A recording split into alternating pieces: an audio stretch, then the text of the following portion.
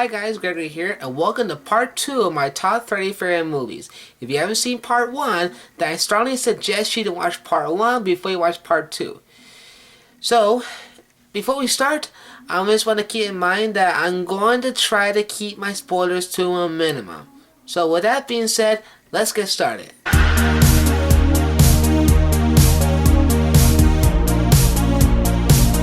Number 20. Goodfellas.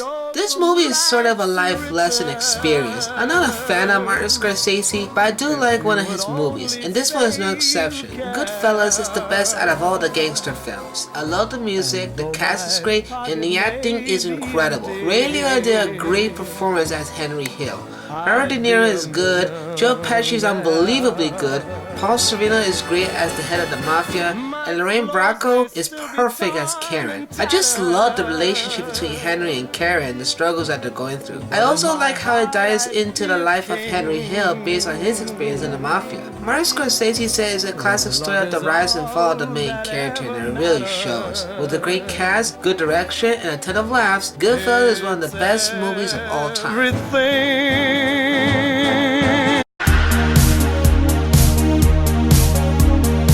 Number 19.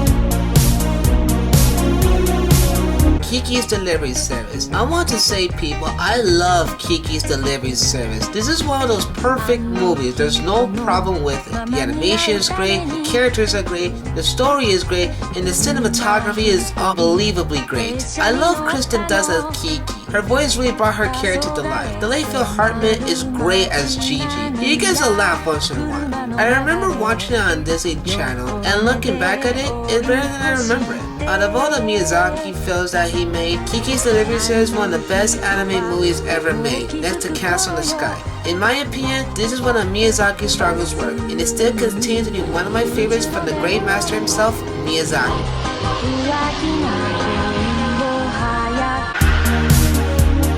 Number 18. Who Framed Roger Rabbit?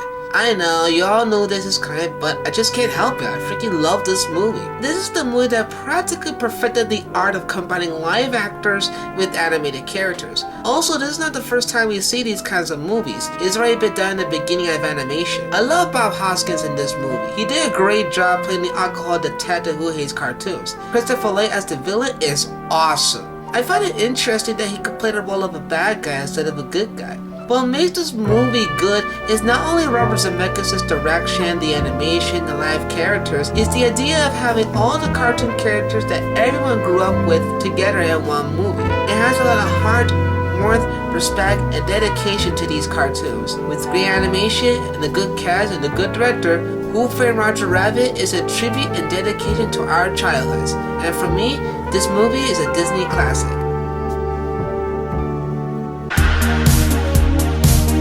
Number 17. Raging Bull. Okay, this is my last Martin Scorsese movie I'm gonna put on the list. But seriously, this movie is a gem. I love the premise, I love the cast, I love the angles, and I just love the black and white tone. It looks gorgeous. Even the acting is really good, especially with Robert De Niro and Joe Pesci. They really pulled it off. It's great for me to see Joe Pesci in his earlier films before he went on to do Moonwalker, Home Alone, and Casino. I love Jake's relationship with his wife, his brother, and I love the struggles that he's going through. Nothing to say, but Raging Bull is a cinematic masterpiece. Number 16. The Rocketeer. If you put Captain America, Indiana Jones, and Iron Man to the mix, this is what it's gonna look like. This film has great action, great characters, and a brilliant cast like Paul Sorvino, Alan Arkin, Timothy Dalton, and the lovely and talented Jennifer Connelly. What's funny that the only actor who didn't went anywhere was Bill Campbell, who played as the Rocketeer. It's a shame because I thought he did good in this movie. This is probably a very underrated film for Disney standards. Also, this movie has the best Howard Hughes. Even the actor who plays Howard Hughes did a great performance. He just looks the part. I'm not gonna give too much away, but all I can say is it's a great action adventure film. Overall, Rocketeer is, in my opinion, a Disney classic. If you haven't seen this, check it out. You're in for a treat.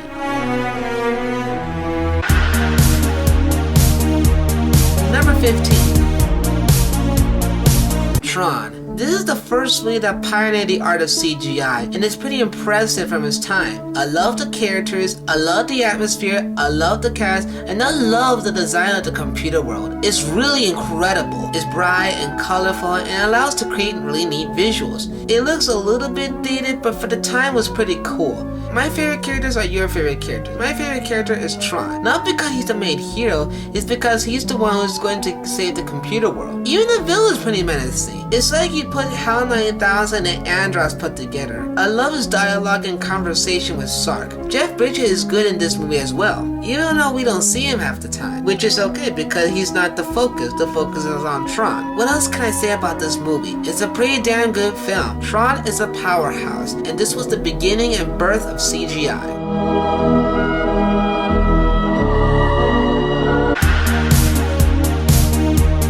Number 14.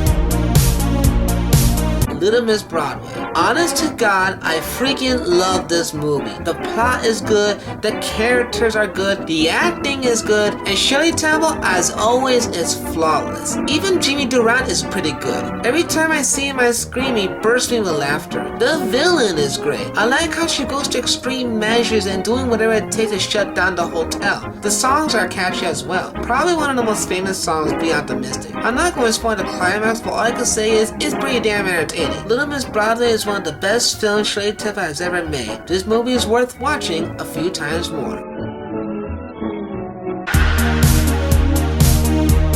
Number 13.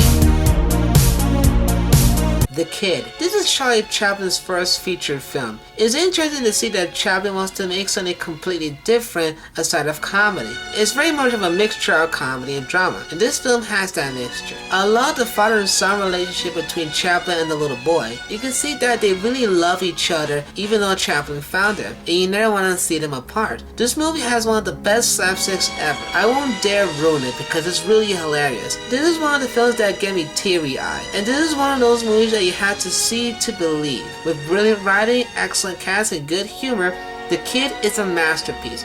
It still continues to make me laugh and cry even more.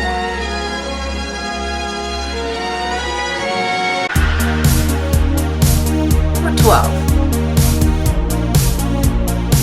Grease. I gotta say, people, when I was growing up, I was never into Grease, and it didn't really grab my attention. But a lot of people talked about it and liked it, so I decided to give it a shot. As a result, I loved it. I love the songs, I love the cast, I love the characters. It's just great. I love John Travolta in this movie. And this is another film that he's famous for, next to Saturday Night Fever. It's great that he went on to do other films like Pulp Fiction and so on. Olivia Newton-John did a good job in her performance. She has a very nice singing voice. Nothing to say, but it's a wonderful movie with a wonderful cast and wonderful songs. Grease is awesome. Number 11.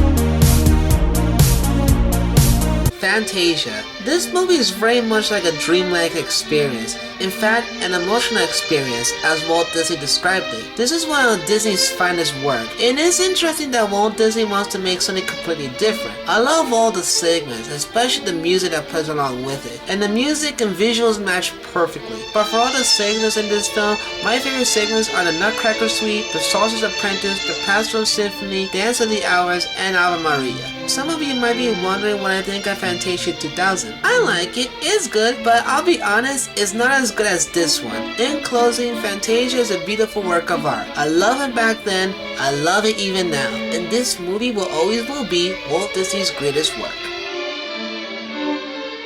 Thanks so much for watching, and tune in part 3, which will finish off with number 10.